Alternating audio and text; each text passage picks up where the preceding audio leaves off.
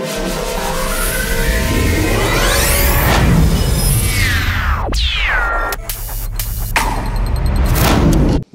ವೀಕ್ಷಕರೇ, ನೀವು ನೋಡ್ತಾ ಇದ್ದೀರಾ ವಿಶ್ವವಾಣಿ ಮನಿ. ನಾನು ಕೇಶವ್ ಪ್ರಸಾದ್. ವೀಕ್ಷಕರೇ, ಇವತ್ತಿನ ವಿಶೇಷ ಎಪಿಸೋಡ್ನಲ್ಲಿ ನಾವು ರಾಜ್ಯದ ಖ್ಯಾತ ಆಹಾರೋದ್ಯಮಿಯಾದ GK ಪ್ರಮೋದ್ ಅವರನ್ನು ಇವತ್ತು ವಿಶೇಷ ಸಂದರ್ಶನದಲ್ಲಿ ಅವರೊಂದು ಇತಿಹಾಸ ಮಾತ್ರ ಅಂದರೆ ಉದ್ಯಮಿಯಾಗಿ ಅವರು ಹೇಗೆ ಯಶಸ್ವಿಯಾಗಿ ಇವತ್ತು ನಮ್ಮ ಜೊತೆ ಇದ್ದಾರೆ ಅನ್ನೋದ್ರ ಬಗ್ಗೆ ಸಾಕಷ್ಟು ಉಪಯುಕ್ತವಾದ ಮಾಹಿತಿಯನ್ನು ಸ್ವತಃ ಅವರಿಂದನೇ ತಿಳ್ಕೊಳ್ಳೋಣ. ಯಾಕಂದರೆ ಇವತ್ತು ಭಾರತದಲ್ಲಿ ಆಹಾರೋದ್ಯಮ, ಮುಖ್ಯವಾಗಿ ಈ ಬೇಕರಿ ಬಿಸ್ನೆಸ್ ಇರ್ಬೋದು, ಈ ರೀತಿಯಾಗಿ ಅನೇಕ ವಿಧವಾದಂತಹ ಆಹಾರೋದ್ಯಮ ಇವತ್ತು ಬಹಳ ದೊಡ್ಡ ಮೊತ್ತದಲ್ಲಿ ಸಾವಿರಾರು ಕೋಟಿ ರೂಪಾಯಿಗಳ ದೊಡ್ಡ ಉದ್ದಿಮೆಯಾಗಿ ಬೆಳೆದಿದೆ. ಹಾಗಾಗಿ GK ಪ್ರಮೋದ್ ಅವರು ಗೋರೂರಿನಂತಹ, ಹಾಸನ ಜಿಲ್ಲೆಯ ಗೋರೂರಿನಂತಹ ಗ್ರಾಮದಿಂದ ಅವರು ಯಾವ ಮಟ್ಟಕ್ಕೆ ಇವತ್ತು ದೊಡ್ಡ ಉದ್ಯಮಿಯಾಗಿ ನಮ್ಮ ಜೊತೆ ಇವತ್ತು ಬೆಳೆದಿದ್ದಾರೆ, ಹಾಗೂ ಸಾವಿರಾರು ಮಂದಿಗೆ ಅವರು ಮಾದರಿಯೂ ಆಗಿದ್ದಾರೆ. ಅದು ಹೇಗೆ ಅನ್ನೋದನ್ನು ಸ್ವತಃ ಅವರಿಂದ ತಿಳ್ಕೊಳ್ಳೋಣ. ಅದಕ್ಕಿಂತ ಮುಂಚೆ ನಾನೊಂದು ಸಣ್ಣ ಬ್ರೀಫಾಗಿ ಅವರ ಬಗ್ಗೆ ಹೇಳೋದಿದ್ರೆ, ಅವರು ದಿ ಸೆಕೆಂಡ್ ಗೇರ್ ಅನ್ನುವಂಥ ಒಂದು ಪುಸ್ತಕದ ಮೂಲಕ ಸಾವಿರಾರು ಮಂದಿಗೆ, ಮುಖ್ಯವಾಗಿ ಸಣ್ಣ ಮತ್ತು ಮಧ್ಯಮ ಉದ್ಯಮಿಗಳಿಗೆ ಯಾವ ರೀತಿಯಲ್ಲಿ ಒಂದು ಬಿಸ್ನೆಸ್ಸನ್ನು, ಸ್ಟಾರ್ಟಪ್ಪನ್ನು ಮಾಡಬೇಕು ಅನ್ನೋದ್ರ ಬಗ್ಗೆ ಭಾಳ ಉಪಯುಕ್ತವಾದ ಪುಸ್ತಕವನ್ನು ರಚಿಸಿದ್ದಾರೆ. ಅವರು ಲೇಖಕರು ಕೂಡ ಆಗಿದ್ದಾರೆ. ಅದೇ ಜೊತೆಗೆ ಅವರು ಅಯ್ಯಂಗಾರ್ಸ್ ಓವನ್ ಫ್ರೆಶ್ ಅನ್ನುವಂತಹ ಬೇಕರಿಯನ್ನು ಕೂಡ ಬೆಂಗಳೂರಲ್ಲಿ ಭಾಳ ಯಶಸ್ವಿಯಾಗಿ ನಡೆಸ್ಕೊಂಡು ಬಂದಿದ್ದಾರೆ, ಭಾಳ ಜನಪ್ರಿಯವಾಗಿದೆ. ಅದ್ರ ಜೊತೆಗೆ ಅವರು ಕಾಫಿ ಕನ್ಫೆಷನ್ಸ್ ಅನ್ನುವಂತಹ ಒಂದು ಕೆಫೆಯನ್ನು ಕೂಡ ಸ್ಥಾಪನೆ ಮಾಡಿದ್ದಾರೆ. ಅದರ ಜೊತೆಗೆ ಇವೆಲ್ಲ ಒಂದು ಅವರ ಉದ್ಯಮದ ಪಾರ್ಟ್. ಅದರ ಜೊತೆಗೆ ಅವರು ಸಾಮಾಜಿಕ, ಧಾರ್ಮಿಕ, ಆಧ್ಯಾತ್ಮಿಕ ಕ್ಷೇತ್ರಗಳು ಕೂಡ ಸಾಕಷ್ಟು ಕೆಲಸ ಮಾಡ್ತಾ ಇದ್ದಾರೆ. ಈ ನಿಟ್ಟಿನಲ್ಲಿ ಅವರು ಗೋರೂರು ಡೆವಲಪ್ಮೆಂಟ್ ಟ್ರಸ್ಟ್ ಅನ್ನುವಂಥ ಒಂದು ಸಂಸ್ಥೆ ಮೂಲಕ ಸಾಕಷ್ಟು ಸಾಮಾಜಿಕ ಚಟುವಟಿಕೆಗಳನ್ನು ನಡೆಸ್ತಾ ಇದ್ದಾರೆ. ಈ ಎಲ್ಲ ವಿಚಾರಗಳ ಬಗ್ಗೆ ಇವತ್ತಿನ ಈ ಯಶಸ್ವಿ ಯಶೋಗಾಥೆಯಲ್ಲಿ ಸ್ವತಃ ಅವರಿಂದ ನಾವು ಸಾಕಷ್ಟು ಉಪಯುಕ್ತ ಮಾಹಿತಿಯನ್ನು ತಿಳ್ಕೊಳ್ಳೋಣ. ಬನ್ನಿ, GK ಪ್ರಮೋದ್ ಅವರ ಕಾರ್ಯಕ್ರಮಕ್ಕೆ ಸ್ವಾಗತ. ನಮಸ್ಕಾರ. ಅಂದಹಾಗೆ ಸಾವಿರಾರು ಮಂದಿಗೆ ತಮ್ಮ ಸೆಕೆಂಡ್ ಗೇರ್ ಪುಸ್ತಕದ ಮೂಲಕ ಒಬ್ಬ ಯಶಸ್ವಿ ಉದ್ಯಮಿ ಆಗಬೇಕು ಅನ್ನುವಂಥ ಒಂದು ಮಾರ್ಗದರ್ಶನ ತಾವು ಕೊಟ್ಟಿದ್ದೀರಿ. ಸೊ ಇಂಥ ಒಂದು ಸಂದರ್ಭದಲ್ಲಿ ಗೋರೂರಿನಂತಹ ಒಂದು, ಗೋರೂರು ಅಂದ ತಕ್ಷಣ ನಮಗೆ ಗೋರೂರು ರಾಮಸ್ವಾಮಿ ಅಯ್ಯಂಗಾರ್, ನಮ್ಮ ಕನ್ನಡದ ಖ್ಯಾತ ಸಾಹಿತ್ಯ, ಅವರು ನೆನಪಾಗ್ತಾರೆ. ಜೊತೆಗೆ ಉದ್ಯಮ ಕ್ಷೇತ್ರದಲ್ಲಿ ನಿಮ್ಮ ಒಂದು ಈ ಸಾಧನೆ ಬಗ್ಗೆ ನಮ್ಮ ವೀಕ್ಷಕರು ಒಂದಷ್ಟು ಮಾಹಿತಿಯನ್ನು, ನಿಮ್ಮ ಈ ಯಶೋಗಾಥೆ ಹೇಗೆ ಶುರು ಆಯಿತು ಗೋರೂರು ಎಂಬ ಹಳ್ಳಿಯಿಂದ ಅಂತ ಹೇಳೋದಿದ್ರೆ? ಮೊದಲಿಗೆ ವಿಶ್ವವಾಣಿ ತಂಡಕ್ಕೆ ಮತ್ತು ವಿಶ್ವವಾಣಿ ವೀಕ್ಷಕರಿಗೆ ನಾನು ಶುಭಾಶಯಗಳನ್ನು ಕೋರ್ತೀನಿ, ಹಾಗೂ ಮತ್ತು ನಿಮಗೆ ಧನ್ಯವಾದಗಳನ್ನ ಹೇಳ್ತೀನಿ. ಈಗ ಅಷ್ಟು ಜನದಲ್ಲಿ ನಮ್ಮನ್ನು ಬನ್ನಿ ಅಂತ ಹೇಳಿ ನಮ್ಮ ನಾಲೆಡ್ಜನ್ನ ಶೇರ್ ಮಾಡಲಿಕ್ಕೆ ಅವಕಾಶ ಕೊಟ್ಟಿದ್ದೀರಲ್ಲ, ಅದಕ್ಕೆ ನಮ್ಮ ಧನ್ಯವಾದಗಳನ್ನು ಹೇಳ್ತಾ, ಮಾತೃದೇವೋಭವ, ಪಿತೃದೇವೋಭವ, ಆಚಾರ್ಯ ದೇವೋಭವ, ಅತಿಥಿ ದೇವೋಭವ, ಇದೇ ನಮ್ಮ ಮ್ಯಾನೇಜ್ಮೆಂಟ್ ಕಾನ್ಸೆಪ್ಟು, ಇದೇ ನಮ್ಮ ಮ್ಯಾನೇಜ್ಮೆಂಟ್ ಸೂತ್ರ. ಅದ್ರ ಬಗ್ಗೆ ನಾನು ಮಾತಾಡ್ತೀನಿ ಮುಂದಕ್ಕೆ. ನೀವು ಭಾಳ ಒಳ್ಳೆ ಪ್ರಶ್ನೆ ಕೇಳಿದ್ರಿ.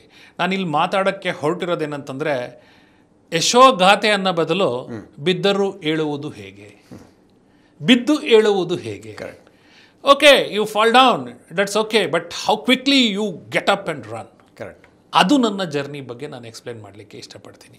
ನಾನು ಒಳ್ಳೆ ಉದ್ಯಮಿ, ಉತ್ತಮವಾದ ಉದ್ಯಮಿ, ಸಮಾಜ ಸೇವಕ ಒಂದೆಡೆಗೆ, ಬಟ್ ಅದರ ನನ್ನ ಜರ್ನಿ ನಾನು ಮಾಡಿದ ಮೇಲೆ ಇದನ್ನು ಬೇರೆಯವರು ಯಾಕೆ ಮಾಡಬಾರ್ದು, ಒಂದು ಇನ್ಸ್ಪಿರೇಷನ್. ಕರೆಕ್ಟ್. ನಾನು ಹುಟ್ಟಿದ್ದು ಗೋರೂರಲ್ಲಿ. ಚಿಕ್ಕ ವಯಸ್ಸಲ್ಲಿ ನಮ್ಮ ಮನೆಯಲ್ಲಿ ಒಂದು 200ರಿಂದ 300 ಹಸುಗಳಿತ್ತು. ಆ ಹಸುಗಳು, ಕರುಗಳನ್ನ ನೋಡಿಕೊಂಡು ನಾವು ಬೆಳೆದಿದ್ದು ಜಾಯಿಂಟ್ ಫ್ಯಾಮಿಲಿ. 7ನೇ ಕ್ಲಾಸ್ ತನಕ ನಾನು ತರಗತಿಗೆ ಹೋಗ್ತಾ ಇರಲಿಲ್ಲ, ಈ ಹಸು ಕರುಗಳ ಜೊತೆ ಇರ್ತಾ ಇದ್ದೆ. ನಮ್ಮ ತಂದೆ ಹೆಸರು GN ಕೃಷ್ಣ ಅಯ್ಯಂಗಾರ್ ಅಂತ ಮೇಷ್ಟ್ರು, ನಮ್ಮ ತಾಯಿ ಹೆಸರು GK ಗೋದಾ ಅಂತ ಅಂದ್ಬಿಟ್ಟು. ಒಂದಿನ ನಮ್ಮ ತಾಯಿ ಇದ್ದವರು, ನೀನು ಶಾಲೆಗೆ ಹೋಗದವ್ರೆ, ನಿನ್ನನ್ನು ತುಳಿದು ನಾನನ್ನು ಸಾಯಿಸ್ಬಿಡ್ತೀನಿ ಅಂತ ಹೇಳಿದ್ರು. ಅವಾಗ ಹೆದರ್ಬಿಟ್ಟೆ ನಾನು. ಅವ್ರು ಹಂಗೆ ಹೇಳ್ತಾರಲ್ಲ ಅಂತ ಹೇಳಿದ್ರೆ ಅವತ್ತಿಂದ ಶಾಲೆಗೆ ಹೋಗ್ಲಿಕ್ಕೆ ಶುರು ಮಾಡಿದೆ. ಓಕೆ. ನಮ್ಮ ಮನೆಯಲ್ಲಿ ಕಾಳಪ್ಪ ಅಂತ ಒಬ್ಬ ಇದ್ದ, ನಮ್ಮ ಮನೆ ದನಗಳನ್ನು ನೋಡ್ಕೋತಾ ಇದ್ದ. ಅವನಲ್ಲಿ ಫಸ್ಟ್ ನಾನು ಎಂಟರ್ಪ್ರಿನರ್ಶಿಪ್ ನೋಡಿದೆ. ಒಂದು ಹಸುವಿಗೆ ₹1 ಒಂದು ತಿಂಗಳಿಗೆ. ಊರಿನಲ್ಲಿರುವ 1000 ಹಸುಗಳನ್ನು ತೆಗೆದುಕೊಂಡು ಹೋಗಿ ₹1000 ಮಾಡಿದ್ದು ಕಾಳಪ್ಪ. ಕಾಳಪ್ಪನ ತೊಡೆಯಲ್ಲಿ ನಾನು ಬೆಳೆದಿದ್ದೇನೆ. ಅಲ್ಲಿಂದಲೇ ಎಂಟರ್ಪ್ರಿನರ್ಶಿಪ್ ಜರ್ನಿಯನ್ನು ನೋಡಿದ್ದೇನೆ. ಫ್ಯಾಂಟಾಸ್ಟಿಕ್. ನಮ್ಮ ತಂದೆ ಯಾವಾಗಲೂ ಕೆಲಸ ಮಾಡ್ಬೇಕಾದ್ರೆ ನೂರಾರು ಜನ ಜೊತೆ ಕೆಲಸ ಮಾಡೋರು ಪ್ಯಾಡಿ ಫೀಲ್ಡಲ್ಲಿ. ಅವ್ರು ಹೇಳೋರು, they are not employees, they are not labours, they are my extended family ಅಂತ ಹೇಳೋರು. ತಂದೆಯ ತೊಡೆಯ ಮೇಲೆ ಕುಳಿತು ಎಲ್ಲರಿಗೂ ನಾನು ಬಟವಾಡಿ ಅಂತ ಕರೆಯೋರು. ಓಕೆ. ವಾರಕ್ಕೊಮ್ಮೆ ಬಟವಾಡಿ ಮಾಡ್ತಾ ಇದ್ದೆ, ಕಣದ ಹಬ್ಬ ಮಾಡ್ತಾ ಇದ್ವಿ ಜೊತೆಲಿ ಸೇರಿಸ್ಕೊಂಡು. ಅವತ್ತು ನನಗೆ HR ಸ್ಟ್ರಾಟಜಿ ಫ್ರೇಮ್ ಆಗಿಬಿಡ್ತು ಮೈಂಡಲ್ಲಿ. Staff is our extended family. They are not something else ಅಂತ ಈ ಒಂದು ವಿಚಾರಧಾರೆಯಲ್ಲಿ ಗೊರೂರಲ್ಲಿ ಬೆಳೆದು ಗೊರೂರಿನ ಪ್ರಾಥಮಿಕ ಶಾಲೆಯಲ್ಲಿ ವಿದ್ಯಾಭ್ಯಾಸವನ್ನು ಮುಗಿಸಿ ನಂತರ ನನ್ನ ಹೈಸ್ಕೂಲನ್ನು ರಾಮಕೃಷ್ಣ ವಿದ್ಯಾಶಾಲೆಯಲ್ಲಿ ಮಾಡುವಂಥ ಅವಕಾಶ ಸಿಕ್ತು. ರಾಮಕೃಷ್ಣ ಪರಮಹಂಸರ ತತ್ವಗಳು, ವಿವೇಕಾನಂದರ ತತ್ವಗಳು, ಸುರೇಶಾನಂದಜಿ ಅವರು ನಮ್ಮ ಕರೆಸ್ಪಾಂಡೆಂಟ್ ಆಗಿದ್ದರು, ಬಹಳ ಸ್ಟ್ರಿಕ್ಟ್ ಕರೆಸ್ಪಾಂಡೆಂಟು. ಅವರು ನಮಗೆ ಒಂದು ಶಿಸ್ತನ್ನು ಕಲಿಸಿದರು. ಇವಾಗಲಿರುವಂತಹ ಮುಕ್ತಿದಾನಂದ ಸ್ವಾಮೀಜಿ, ಯುಕ್ತಿದಾನಂದ ಸ್ವಾಮೀಜಿ ಇವತ್ತಿಗೂ ನಮಗೆ ಮಾರ್ಗದರ್ಶನ ಕೊಡ್ತಾರೆ. ಇವತ್ತೇನಾದರೂ ಒಂದು ಜೀವನದಲ್ಲಿ ನಾವು ಸಾಧನೆ ಮಟ್ಟಕ್ಕೆ ಹೋಗ್ತಾ ಇದ್ದೀವಿ ಅಥವಾ ಇನ್ಸ್ಪಿರೇಷನ್ ಆಗಿದ್ದೀವಿ ಅಂದರೆ ನಮಗೆ ಆ ಆಲ್ರೌಂಡ್ ಡೆವಲಪ್ಮೆಂಟ್ ಕೊಟ್ಟಂತಹ ವಿದ್ಯಾಶಾಲಾ, ಅಲ್ಲಿರುವಂತಹ ಗುರುಗಳು, ಅಲ್ಲಿರುವಂತಹ ಸ್ವಾಮೀಜಿಗಳೇ ಕಾರಣ ಅಂತ ನಾನು ಭಾಳ ನಮ್ರತೆಯಿಂದ ಹೇಳ್ತೀನಿ. ಅಲ್ಲಿ ವಿದ್ಯಾಭ್ಯಾಸ ಮುಗಿಸಿ ನಂತರ PUC ಮಾಡಿ ಎಂಜಿನಿಯರಿಂಗನ್ನು ಹಾಸನದ ಮಲ್ನಾಡ್ ಕಾಲೇಜಲ್ಲಿ ಮಾಡ್ತೀನಿ, ಎಲೆಕ್ಟ್ರಾನಿಕ್ಸ್ ಆ್ಯಂಡ್ ಕಮ್ಯುನಿಕೇಷನ್ ಅಂತ.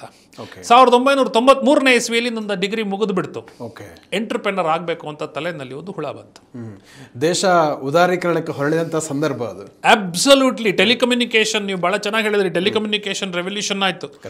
ಆವಾಗ ಮಾಡಬೇಕಾದಾಗ ನನಗೆ ಒಂದು ವೀಕ್ನೆಸ್ ಇತ್ತು, ಭಾಳ ಹೋಮ್ ಸಿಕ್. ನಾನು ಏನೇ ಮಾಡಿದ್ರು ವಾಪಸ್ ಮನೆಗೆ ಹೊರಟೋಗ್ಬಿಡ್ಬೇಕು.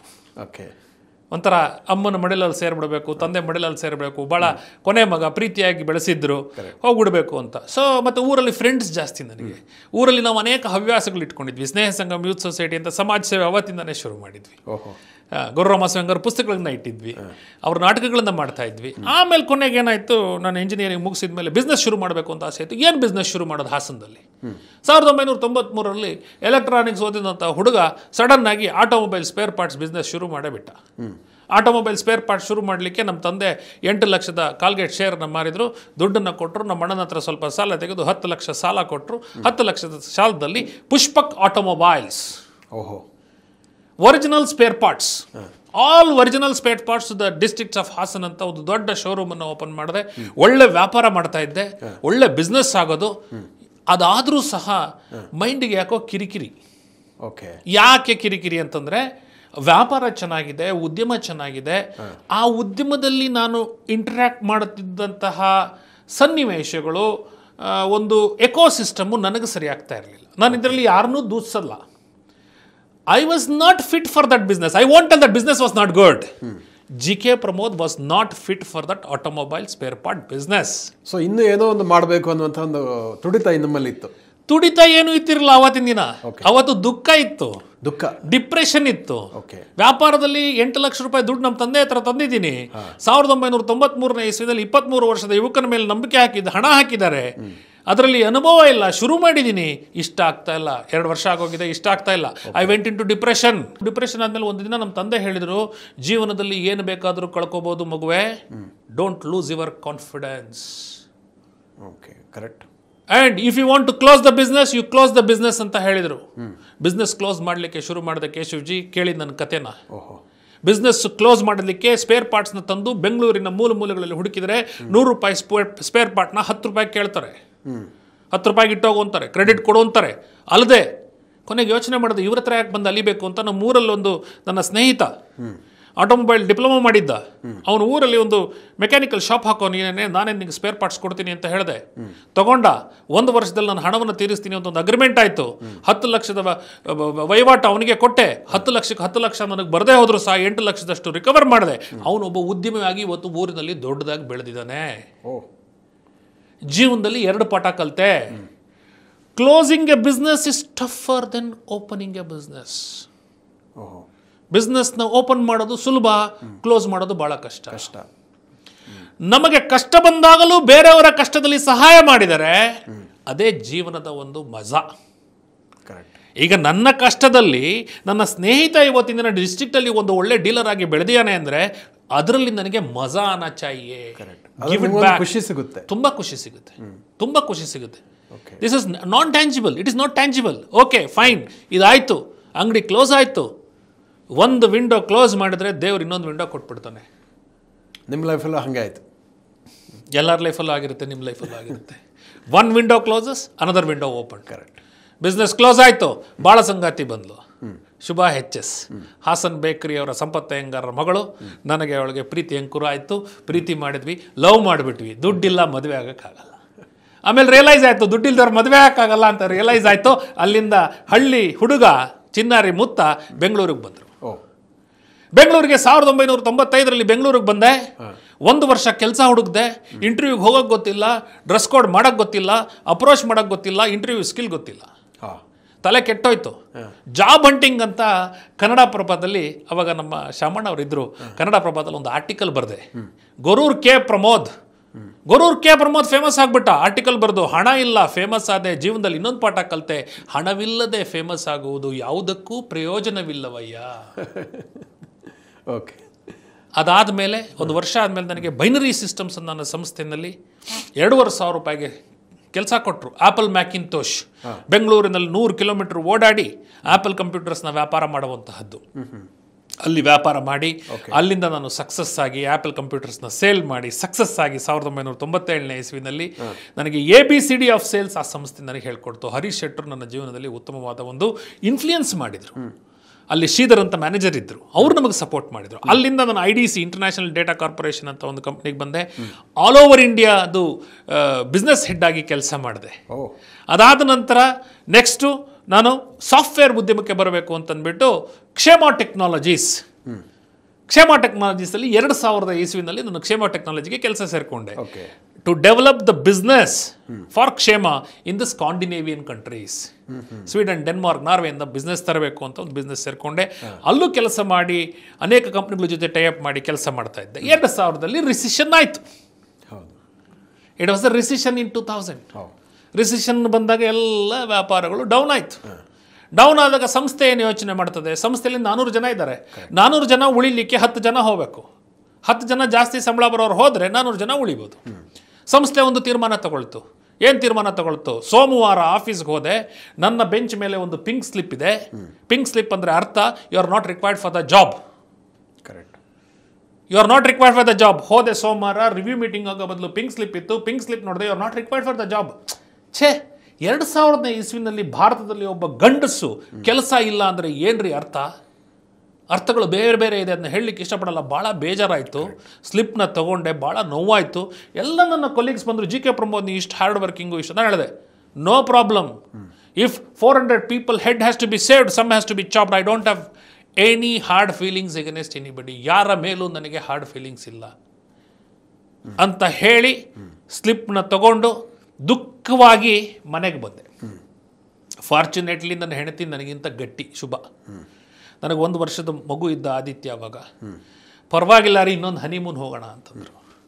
ಒಂದು ಮಾರುತಿ ಕಾರ್ ಇತ್ತು ಚಿಕ್ಕದು. ಕಾರ್ನ ತಗೊಂಡು ನಮ್ಮ ಮಗನ ಹಾಸನದಲ್ಲಿ ಬಿಟ್ಟು ಅಲ್ಲಿಂದ ಊಟಿಗೆ ಹನಿಮೂನ್ ಹೋದ್ವಿ. ಊಟಿಯಲ್ಲಿ 1 ವಾರ ಇದ್ದು ವಾಪಸ್ ಬಂದ್ವಿ. ಇದರಲ್ಲಿ ಏನು ಪಾಠ ಕಲಿತೆ? Correct. I will be happy, I want to enjoy my life. Once I make money, ಒಂದಷ್ಟು ದುಡ್ಡು ಮಾಡಿದ್ಮೇಲೆ ಸಂತೋಷವಾಗಿರ್ತೀನಿ, ಕಂಪನಿ ಮಾಡಿದ್ಮೇಲೆ ಸಂತೋಷವಾಗಿರ್ತೀನಿ, ಮದುವೆ ಆದಮೇಲೆ ಸಂತೋಷವಾಗಿರ್ತೀನಿ, ಮಕ್ಕಳಾದ್ಮೇಲೆ ಸಂತೋಷವಾಗಿರ್ತೀನಿ. ನೋ, ನನಗೆ ಗೊತ್ತಿರೋದು ಇವತ್ತು, ನನಗೆ ಗೊತ್ತಿರೋದು ಇವಾಗ. ನಾನು ನಿಮ್ಮ ಜೊತೆ ಕೂತಿದ್ದೀನಿ, ಸಂವಾದ ಮಾಡ್ತಾ ಇದ್ದೀನಿ. ಇಷ್ಟು ಮಾತ್ರ ಸತ್ಯ. ನೆನ್ನೆ ಮಿಥ್ಯ, ನಾಳೆ ಮಿಥ್ಯ. ಐ ಡೋಂಟ್ ನೋ ವಾಟ್ ಆಟ್. ನಮ್ಮಲ್ಲಿ ಆಗ್ತಿರೋದೇನು ಸಮಸ್ಯೆ? ಆ ಒಂದು ಮೊಮೆಂಟನ್ನು ಬಿಟ್ಟು ಮಿಕ್ಕಿದೆಲ್ಲದನ್ನು ಯೋಚನೆ ಮಾಡ್ತಾ ಇದ್ದೀವಿ. ನಿನ್ನೆ ಏನಾಯಿತು ಅಳ್ತೀವಿ, ನಾಳೆ ಏನಾಗ್ಬೋದು ಅಳ್ತೀವಿ. ಕರೆಕ್ಟ್. ಪಾಸ್ಟ್ ಮತ್ತು ಫ್ಯೂಚರ್ ಬಗ್ಗೆ ತಲೆ ಕೆಡಿಸ್ಕೊತೀವಿ, ಪ್ರೆಸೆಂಟ್ ಬಗ್ಗೆ ಏನು. ಹೌದು. ನಾನು ಅವತ್ತಿನ ದಿನ ಕೆಲಸ ಹೋದಾಗ ನಾನು ನನ್ನ ಮನೆ ಒಡತಿ ಎಂಜಾಯ್ ಮಾಡಿದ್ದು ಊಟಿನಲ್ಲಿ, ಪ್ರೆಸೆನ್ಸ್. ಬೆಂಗಳೂರಿಗೆ ಬಂದೆ, ಕೆಲಸ ಇಲ್ಲ. ಬೆಂಗಳೂರಿನ ಜಯನಗರದ ರೋಡುಗಳಲ್ಲಿ ವಾಕಿಂಗ್ ಮಾಡ್ಕೊಂಡು ಹೋಗ್ತಾ ಇದ್ದೆ. ಯಾರೋ ಪುಣ್ಯಾತ್ಮದ ವಿಪ್ರೋನವರು ಜಯನಗರದಲ್ಲಿ ಒಂದು ಕಂಪ್ನಿ ಮಾಡಿದ್ರು, ವಿನ್ಸಿಟಿ ಅಂತ ಅಂದ್ಬಿಟ್ಟು. ವಾಕ್ ಮಾಡಿದ, ಇಂಟರ್ವ್ಯೂಗೆ ಹೋದೆ. ಏನಪ್ಪ ಇಂಟರ್ವ್ಯೂಗೆ ಬಂದಿದೆಯಾ? ಎಲ್ಲ ಹಿಂಗೆ ನಡ್ಕೊಂಡು ಯಾರು ಬರಲ್ವಲ್ಲ IT ಕಂಪ್ನಿಲಿ, ಎಲ್ಲ ಇಮೇಲ್ ಮಾಡ್ತಾರಲ್ಲ ಅಂದರು. ಸರ್ ನನಗೆ ಕೆಲಸ ಹೋಗಿದೆ ಅಂತಂದೆ.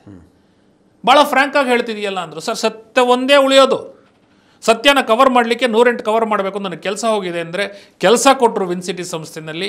ಅಲ್ಲಿ ಕೇಡೆನ್ಸ್ ಡಿಸೈನ್ ಸಿಸ್ಟಮ್ಸು, ಸಿಸ್ಕೋ ಸಿಸ್ಟಮ್ಸು, ಈ ಎಲ್ಲ ಕಂಪನಿಗಳಲ್ಲಿ ನಾನು ಉತ್ತಮವಾದ ಒಂದು ಬಿಸ್ನೆಸ್ಸನ್ನು ಮಾಡಿ ಸಂಸ್ಥೆಯಲ್ಲಿ ನಾನು ಹಿಂದೆ ತಿರುಗಿ ನೋಡಲಿಲ್ಲ.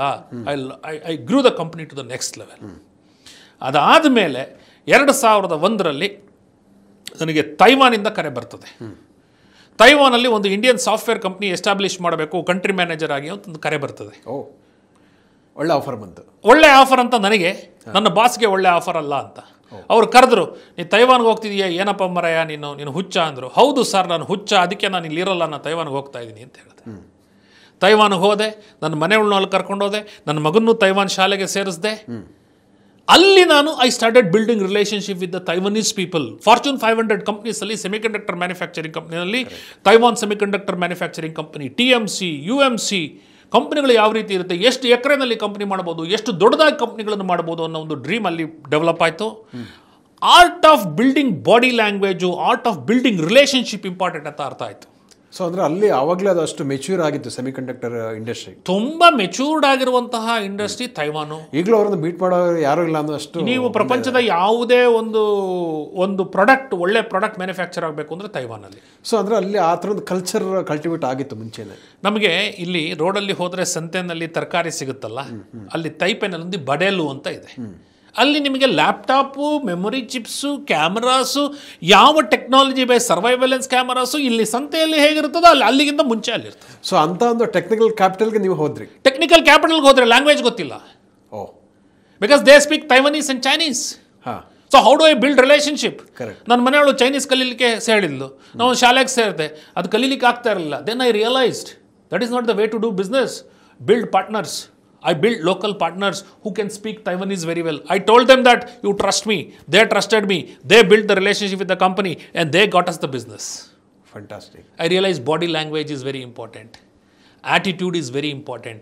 Language is important, but body language is more important. Exactly.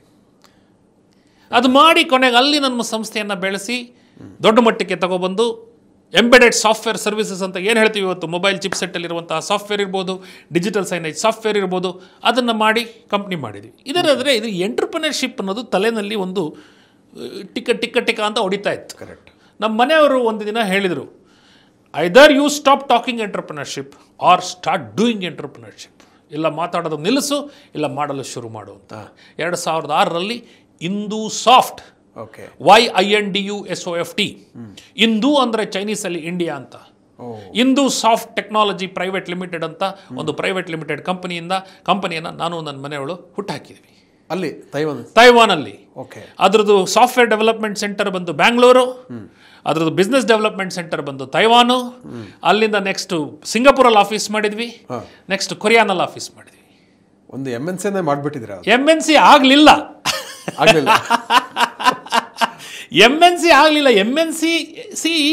MNCಗಿಂತ ನಾವು ವಿಭಿನ್ನ. ಓಕೆ. ಏನಕ್ಕೆ ಅಂದರೆ ಭಾರತೀಯರಿಗೆ ದೇವರ ಶಕ್ತಿ ಕೊಟ್ಟಿದ್ದಾನೆ. ನಾವು ಶುರು ಮಾಡಿ ನಾವು ಸಹ ಈ ಎಲ್ಲ ಫಾರ್ಚೂನ್ 500 ಕಂಪ್ನಿ ಜೊತೆ ಟೈಅಪ್ ಮಾಡಿದ್ವಿ. ನಾವು ಸೆಮಿಕಂಡಕ್ಟರ್ ಜೊತೆ ಸಾಫ್ಟ್ವೇರ್ ಸರ್ವಿಸಸ್ ಪ್ರೊವೈಡ್ ಮಾಡ್ತಾ ಇದ್ವಿ. ನಾನು ಬೆಂಗಳೂರಲ್ಲಿ ಇರ್ತಿದ್ದೆ. ನನ್ನ ಪಾರ್ಟ್ನರ್ ಶುಭ, ಲೈಫ್ ಪಾರ್ಟ್ನರ್, ಬಿಸ್ನೆಸ್ ಪಾರ್ಟ್ನರು ತೈವಾನಲ್ಲಿ ಇರ್ತಿದ್ರು. ನನ್ನ ಮಗ ಹಾಸನದಲ್ಲಿ ಇರ್ತಿದ್ದ. ನಾನು ಆಲ್ಮೋಸ್ಟ್ 1 ತಿಂಗಳಿಗೆ 3 ವಾರ ಟ್ರಾವೆಲ್ ಮಾಡ್ತಾ ಇದ್ದೆ. 3 ವಾರ ಬೆಂಗಳೂರಿಂದ ಹೊರಡೋದು, ಸಿಂಗಾಪುರ್ಗೆ ಹೋಗೋದು, ಸಿಂಗಾಪುರಿಂದ ತೈವಾನು, ತೈವಾನಿಂದ ಕೊರಿಯಾದಿಂದ ವಾಪಸ್ ತೈವಾನಿಂದ ಸಿಂಗಾಪುರಿಂದ ಬ್ಯಾಂಗ್ಳೂರಿಂದ ಬಸ್ ತೊಗೊಂಡು ಹಾಸನಕ್ಕೆ ಹೋಗೋದು, ಮಗನ ನೋಡ್ಕೊಂಡು ವಾಪಸ್ ಬರೋದು. ಕೊನೆಗೆ ಯಾವ ರೀತಿ ಆಗಿತ್ತು ಅಂದರೆ ನನಗೆ ಫ್ಲೈಟ್ ನೋಡಿದ್ರೆ ಅಪ್ಪ ಅನ್ಸೋದು. ಎಂಜಾಯ್ ಮಾಡಿದ್ವಿ. ವಿ ಬಿಲ್ಟ್ ರಿಲೇಷನ್ಶಿಪ್ ವಿತ್ ಎಲ್ಲ ನಮ್ಮ ಅಂಬಾಸಡರ್ಸ್ ಇನ್ ತೈವಾನ್, ಸಿಂಗಾಪುರ್, ಕೊರಿಯಾ. ಎಷ್ಟು ನಮಗೆ ಸಹಾಯ ಮಾಡಿದ್ರು ಅಂದರೆ ಅದು ಭಾರತದ ತಾಕತ್ತು. ಹೌದೌದು. ಪಾರ್ಥಸಾರಥಿ ಅಂತ ಅಂದ್ಬಿಟ್ಟು ನನಗೆ ಕೊರಿಯಾನಲ್ಲಿ IAS ಆಫೀಸರ್ ಹೇಳಿದರು, it is not important how many relationship you have in Korea, it is important how many quality relationships you have in India. You young man, you come here, you sit me, I will give you 10 contacts, you go and contact 10 contacts ಅಂತ ಹೇಳಿದರು. Vijay Gokhale, who is a very well-known IFS ambassador. He called me in Taiwan and said, I like you because you are young, you are approachable, you have a different thinking, do it anta. ನಮ್ಮ ಭಾರತದ ರಾಯಭಾರಿಗಳು ಭಾರತದ business ಮನ್ಗೆ ಅಲ್ಲಿ ಸಹಾಯ ಮಾಡ್ತಾರೆ ಅನ್ನೋದಕ್ಕೆ ನಾನೇ ನಿದರ್ಶನ. ಕರೆಕ್ಟ್. ಭಾಳ ಖುಷಿ ಆಗುತ್ತೆ ಅದನ್ನು ಕೇಳುವಾಗ. Really this are the facts. ಇಲ್ಲಿ ಏನೂ ಇದಿಲ್ಲ. ಅದಾಯಿತು. ಕೊನೆಗೆ 2010ರಲ್ಲಿ ಮತ್ತೆ ರಿಸಿಷನ್ ಬಂತು, ಮತ್ತೆ ಬಿಸ್ನೆಸ್ ಹೊಡೆತ ಬಿತ್ತು. ಓಕೆ. ನಾವು ಸಿಂಗಾಪುರಲ್ಲಿ ಒಂದು ಕಂಪನಿ ಮಾಡಿದ್ವಿ. ಸಿಂಗಾಪುರಲ್ಲಿ ಕಂಪ್ನಿ ಮಾಡೋದಕ್ಕೆ $1 ಸಾಕು. $1 ಸಿಂಗಾಪುರ್ ಕಂಪ್ನಿ ಶುರು ಮಾಡಿಬಿಟ್ವಿ. ಓಕೆ.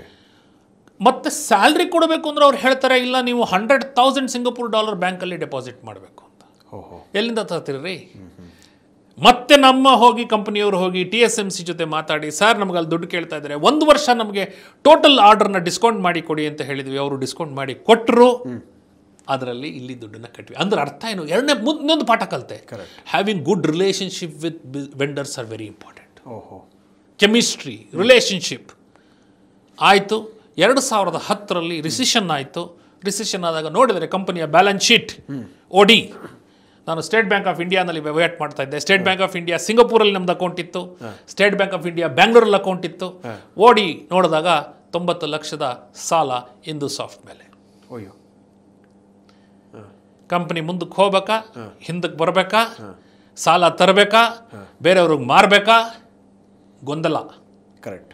ಕೊನೆಗೆ ಒಂದು ತೀರ್ಮಾನ ಮಾಡಿದ್ವಿ, ನಮ್ಮ ಜೊತೆ ಕೆಲಸ ಮಾಡಿದವರು ಯಾರಿಗೂ ತೊಂದರೆ ಆಗಬಾರ್ದು. ಫಸ್ಟ್ ಎಲ್ಲರಿಗೂ ಹೇಳಿದೆ, ಕಂಪ್ನಿ ಕಷ್ಟದಲ್ಲಿದೆ, ಸಂಬಳ ಕೊಡ್ಲಿಕ್ಕೆ ಆಗ್ತಾ ಇಲ್ಲ, ನಾವು ಯಾರಿಗೂ ಸಂಬಳ ಕೊಡೋದನ್ನು ನಿಲ್ಲಿಸಿಲ್ಲ ಇದುವರೆಗೆ. 90 lakhs ಸಾಲ ಆಗಿದೆ, ಅದಕ್ಕೇನೆ ನಿಮ್ಮೆಲ್ಲರನ್ನ ಇನ್ನೊಂದು ಕಂಪ್ನಿಗೆ ಟ್ರಾನ್ಸ್ಫರ್ ಮಾಡ್ತೀನಿ ಅಂತ ಹೇಳಿ ಇನ್ನೊಂದು ಕಂಪ್ನಿಯನ್ನು ಹುಡುಕಿ ಅವ್ರನ್ನೆಲ್ಲರನ್ನು ಟ್ರಾನ್ಸ್ಫರ್ ಮಾಡಿ ಕೊನೆಗೆ ನಾನು ನನ್ನ ಲೈಫ್ ಪಾರ್ಟ್ನರ್, ಬಿಸ್ನೆಸ್ ಪಾರ್ಟ್ನರ್ಗೆ ಹೇಳಿದೆ, ವ್ಯಾಪಾರ ಮಾಡೋಕ್ಕಾಗ್ತಾ ಇಲ್ಲ, ನೀನು ವಾಪಸ್ಸು ಭಾರತಕ್ಕೆ ಬಾ. ಗ್ರೇಟ್. ಯಾಕಂದ್ರೆ ನನಗೆ ಅದು ಬಹಳ ಖುಷಿ. ಅಂದರೆ ಮೌಲ್ಯವನ್ನು ನೀವು ಬಿಟ್ಟಿಲ್ಲ ಅಂದರೆ ಇಲ್ಲ. ಯಾಕಂದರೆ ಅಷ್ಟು ಜನ ಉದ್ಯೋಗಿಗಳು ಕೂಡ ಒಂದು ಸೆಟಲ್ಮೆಂಟ್ ಮಾಡಿದೆ ನೀವು ಈ ನಿರ್ಧಾರವನ್ನು. ಸ್ಟಾಫ್ ಅಂದ್ರೆ ಇದ್ದಾರೆ, ಅವರ ಎಕ್ಸ್ಟೆಂಡೆಡ್ ಫ್ಯಾಮಿಲಿ. ನನ್ನ ಸಮಸ್ಯೆಗೆ ಅವರ ಸಮಸ್ಯೆ ಆಗಬಾರ್ದು. ಅವ್ರನ್ನ ಅರ್ಧದಲ್ಲೇ ಕೈ ಬಿಟ್ಟಿಲ್ಲ ನೀವು. ಇಲ್ಲ, ಎವರ್ ಇವತ್ತು ಅವರು ದೊಡ್ಡ ದೊಡ್ಡ ಕಂಪ್ನಿಗಳಲ್ಲಿದ್ದಾರೆ. ಇವತ್ತು ನನ್ನ ನೆಕ್ಸ್ಟ್ ಪ್ರಾಜೆಕ್ಟಲ್ಲಿ ಇನ್ವೆಸ್ಟರ್ ಆಗಿ ಬರ್ತಾರೆ ಅವರು. ಇದುವರೆಗೆ ನಾನು ಹೇಳಿದಂಥ ಬಾಸುಗಳು ಎಲ್ಲರೂ ನನ್ನ ಜೊತೆ ಇದ್ದಾರೆ. ಪ್ರತಿಯೊಂದು ಬಾಸುಗಳು ನನಗೆ ಆಶೀರ್ವಾದ ಮಾಡಿದ್ದಾರೆ ಲೈಫಲ್ಲಿ. ಅದಾದ ಮೇಲೆ 2010ರಲ್ಲಿ ನನ್ನ ಮನೆಯೊಳಗೆ ಹೇಳಿದೆ, ನೀನು ಭಾರತಕ್ಕೆ ಬಂದ್ಬಿಡು. ಓಕೆ. ಆವಾಗ ನನ್ನ ಮನೆಯೊಳಗೆ ಕೇಳಿದರು, ಭಾರತಕ್ಕೆ ಬಂದ ಮೇಲೆ ನೀನು ಏನು ಮಾಡ್ತೀಯಾ? What is that you are going to do when I come to Bangalore and in India? Correct. I said, ಏನು ಮಾಡ್ತೀನಿ ಅಂತ ಗೊತ್ತಿಲ್ಲ, ಬಟ್ ಏನಾದರೂ ಒಂದು ಮಾಡೇ ಮಾಡ್ತೀನಿ. ಪಾಠ. Correct. You must have lost the business, but never lose your confidence. Correct. ಇದು ನನ್ನ ಜೀವನದ ಮೊದಲನೇ ಸ್ಟೋರಿ. ಇದನ್ನು ನಾನು ಏನಂತ ಕರಿತೀನಿ ಅಂದರೆ ಪ್ರೀ ಸೆಕೆಂಡ್ ಗೇರ್ ಅಂತ ಕರಿತೀನಿ.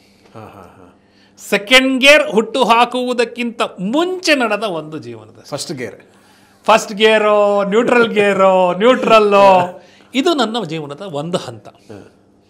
ಇದು ಆದ ಮೇಲೆ 2010ರಲ್ಲಿ 90 ಲಕ್ಷದ ಸಾಲ, 90 ಲಕ್ಷದ ಸಾಲವನ್ನು ತೀರಿಸಲಿಕ್ಕೆ ನನ್ನ ಚಡ್ಡಿ ಸ್ನೇಹಿತರು, ಊರಿನ ಚಡ್ಡಿ ಸ್ನೇಹಿತರು 90 ಲಕ್ಷ ಸಾಲವನ್ನು 48 ಗಂಟೆ ಕಾಲದಲ್ಲಿ ನನಗೆ, ನನ್ನ ಹೆಂಡತಿ ಅಕೌಂಟ್ಗೆ ಟ್ರಾನ್ಸ್ಫರ್ ಮಾಡ್ತಾರೆ.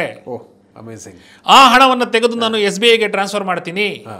ಅವರ ಹಣವನ್ನು ತೀರಿಸಲು ನನ್ನ 2 ಸೈಟ್ಗಳನ್ನು ವ್ಯಾಪಾರ ಮಾಡಿ ಅವ್ರಿಗೆ ಹಣವನ್ನು ಕೊಡ್ತೀನಿ. ನನಗೆ 1 ಲಕ್ಷ ಕೈಯಲ್ಲಿ ದುಡ್ಡು ಉಳಿಯುತ್ತೆ. ಮುಂದೆ ಏನು ಮಾಡಬೇಕು ಅಂತ ಗೊತ್ತಿಲ್ಲ. ಐ ಆಮ್ ಝೀರೋ, ತಲೆನಲ್ಲಿ ಏನು ಓಡ್ತಾ ಇಲ್ಲ, ಐ ಆಮ್ ಝೀರೋ. ಅಂತಹ ಸಂದರ್ಭದಲ್ಲಿ ನಮ್ಮ ನೇಟಿವ್ ಪ್ಲೇಸ್ ಆದಂಥ ಗೊರೂರಿಗೆ ಹೋಗ್ತೀನಿ. ಯಾವತ್ತೂ ತವರೂರನ್ನ ಮರಿಬಾರ್ದು ಅನ್ನೋದಕ್ಕೆ ಇದಕ್ಕೆ ನಿದರ್ಶನ. ಕರೆಕ್ಟ್. ಆ ನಮ್ಮ ಊರಿನ ಹೇಮಾವತಿ ನದಿಯ ಗುಣ, ಅಲ್ಲಿಯ ತಾಕತ್ತು, ಅನ್ನದ ತಾಕತ್ತು ಇವತ್ತಿಗೂ ಇದೆ ಅನ್ನೋದಕ್ಕೆ ನಾನೇ ಸಾಕ್ಷಿ. ಕರೆಕ್ಟ್. ಅಲ್ಲಿಗೆ ಹೋಗ್ತೀನಿ. ಅಲ್ಲಿ ಹೋಗಿ ನನ್ನ ಸೆಕೆಂಡ್ ಗೇರ್ ಜರ್ನಿ ಶುರು ಆಗುತ್ತೆ. ಫೇಸ್ ಟು ಜರ್ನಿ ಹೇಳು ಅಂದರೆ ಹೇಳ್ತೀನಿ. ಖಂಡಿತವಾಗಿ ಕೂಡ. ಯಾಕಂದರೆ ತೈವಾನಿಂದ ಮತ್ತೆ ವಾಪಸ್ ಗೌರವಿಗೆ ಬರ್ತೀರಿ. ನಾನಿಂದ ಫಸ್ಟ್ ಗೇರ್ ಅಂತ ಅಂದ್ಕೊಂಡಿದ್ದೀನಿ. ಸೊ ಸೆಕೆಂಡ್ ಗೇರ್ ಇನ್ನೂ ಬಹಳ ಇಂಟ್ರೆಸ್ಟಿಂಗ್ ಇರುತ್ತೆ ಅಂತ ನಮ್ಮ ವೀಕ್ಷಕರು ಅಂದ್ಕೊಂಡಿದ್ದಾರೆ ಅಂತ ನಾನು ಅಂದ್ಕೊಂಡಿದ್ದೀನಿ. ಖಂಡಿತವಾಗಿ ಕೂಡ ಇರುತ್ತೆ. ಸೊ ಹಾಗಾಗಿ ಸೆಕೆಂಡ್ ಗೇರ್ ಏನು ಅನ್ನುವಂಥದ್ದು ಖಂಡಿತವಾಗಿ ತಾವು ವಿವರಿಸಬೇಕು ಅಂತ ನಾನು ಕೇಳ್ಕೊಳ್ತಾ ಇದ್ದೀನಿ.